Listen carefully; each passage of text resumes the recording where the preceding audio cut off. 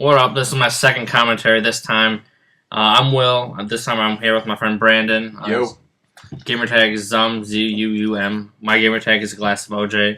And this is just a video of Team Tech capture the flag on salvage. In this game in particular, I do pretty good. I start off like 2-1 and finish with like on a 33 kill streak. What kind of gun are you actually constantly using? I feel like the cheapest one in the game. They 8-12 with extended mags and scavenger. It has like pretty much infinite range on a shorter map like salvage, but on the bigger maps it doesn't really do anything at all. Well, I've seen actually. How should I say? Actually, that gun itself actually was used in the demo. I think for the demo for Modern Warfare 3, if I'm not mistaken. Yeah, the newer version of it. Yeah, it looks better, but I think that game's gonna be. It's just a fixed Modern Warfare 2. It's gonna have tons of weapons, tons of maps.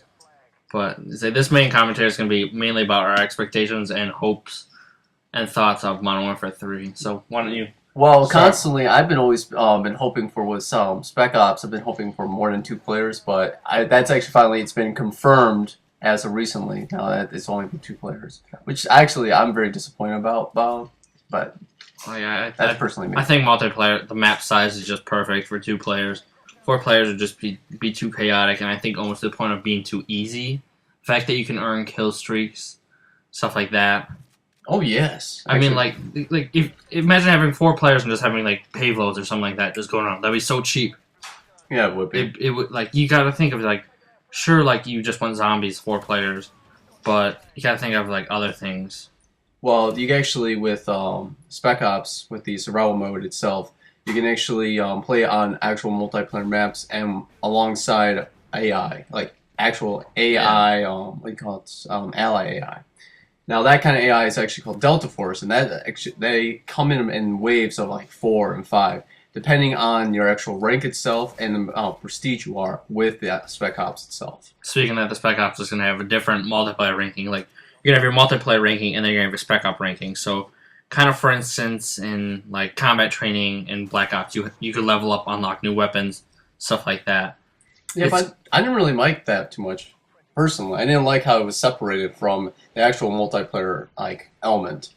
What can you do? But I mean, at least you're getting something for playing. Like compared to like you spend all this time in zombies, but it's not like you like ever like level up or anything. True. Like at least you're like the longer you go, like possibly like there could be like a XP multiplayer or something like that. Like if you make it to the 10th wave, you get like a 1.5 multiplayer, like on XP, like just something like that. Well, I know I'm just regardless of what actual feature is going to be in the game itself, I'm definitely going to be playing it for a good amount of time. Well, I mean, just take like how much time you play zombies and then apply that to Modern Warfare 3 plus multi. Like it's just gonna be ridiculous. Yeah, what about the single player? Do you know anything about that? Oh, I actually did complete the Modern Warfare 2 single player. Compared to most of my friends, when they first got the game, they played some multiplayer, then went to single player, stuff like that, played some Spec Ops. But I just went straight to multiplayer, which is part of the reason why I'm farther in prestige than most of my friends. I guess technically not including you, speaking that you just glitched. Yeah, your way to level. So. Yeah, back when the game first came out, that was about like 2 months after the game came out. I came across a weird glitch where it allows you to jump straight into 10th prestige, which I was very scared about because I thought I was going to get banned. But you regret that now because for the past year and almost 2 years, 2 years, been playing for really no reason, no leveling up, no nothing. There's really nothing to really go for. I only try to go for kill streaks.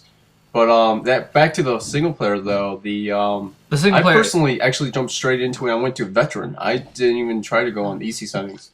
I want to make it as long as possible. And see, the reason why it took me so long to beat was I got on veteran. Just the Call of Duty, when they increased the difficulty for like veteran, they just increased the spamming of grenades, which is really annoying, and it just gets really difficult for people that don't really like grenades, stuff like that. And I just never got. I beat the first beat half the game on veteran, and then just went back through and beat it in like 30 minutes on normal. Which is really no time at all. Well, have you actually gone and done the special museum level? Oh yeah, like the credits, stuff like that. Mm-hmm. Yeah, like I've seen that and all. It's like not that. Like what's really fun about that is that you can actually go up against every character in the game. You press the button and go up against them. Yeah, That actually was a lot of fun. Now with multiplayer, like right now we're watching Salvage right now, or Salvage, and you're apparently using the double A like 11 and are you really A12. A12? Yeah. All right, so apparently I don't use that weapon at all. I think it's a terrible weapon to use. You just use noob tube. Yep, noob tube. As you can see, I almost got my kill streak ended there, but the guy's terrible. I see. A theme of every game you'll see is that the other team is pretty terrible. Yeah, well, it all depends. And right now, you're using your extended mags with your A12, and apparently, I don't think you ever get any syntax kills. Never mind. I just stuck a nice call on that. Right? No, I just. I swear. No, I get quite a lot of syntax kills because I have scavenger on. I just like right here. I think. Yeah, I stick that guy so many times, and like you see him just walk by and it's like misses me. Syntax is definitely like it's the anti-riot shield. I think it's just better. It has I like having a shorter fuse and it being able to stick to things. Yeah, but have you ever come across anybody with a riot shield and a blast shield? Yeah, you do that. That's what I do all the time. And you go like 3 and 26 all the time. It is the best combination to do if you're going to be using riot shield because you're such a big target for anybody, and you're slow too, that odds are you will get stuck. But with that blast shield, you can walk into claymores, you can keep it, pretty much you can just walk into anything that's explosive and stay alive. I don't think you could take a dead-on noob tube shot, though. I think that still kills you. Like you say, but the nice thing, like you hear the claymores, like click it on immediately compared to, like so you don't have your tunnel vision the whole time. Yeah, but I personally I don't mind the tunnel vision. I know that with the tunnel vision, it's not just tunnel vision that is hindering your performance. It's also the fact that you can't see your minimap. So you can't see if there's like someone shooting behind you, shooting to the left or right. Oh, then it blocks out the minimap. It blocks out the minimap. That sucks.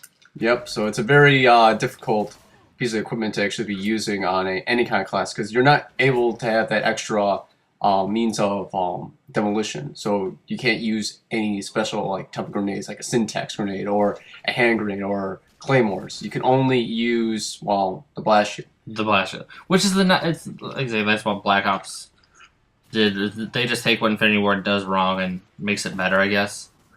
Like for instance, that you can only have the claymore or syntax, which like it's nice having equipment and grenades. But going back to Modern Warfare 3 multiplayer, how many maps do you think they have? Currently, in Modern Warfare 2, they have 16 maps, not including DLC. I'm pretty sure it's 16.